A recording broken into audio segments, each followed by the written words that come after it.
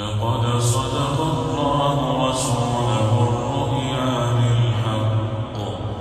لتدخلن المسجد الحرام إن شاء الله آمنين محلقين رؤوسكم ومقصرين لا تخافون فعلم ما لم تعلموا فجعل من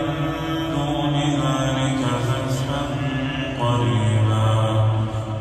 هو الذي أرسل رسوله بالهدى ودين الحق ليظهره على الدين كله وكفى بالله شهيدا محمد رسول الله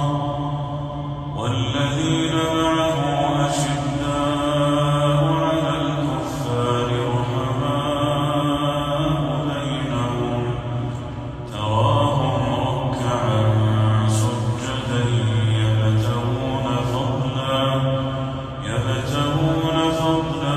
من الله ورضوانا سيماهم في وجوههم من أثر السجود ذلك مثلهم في التوراة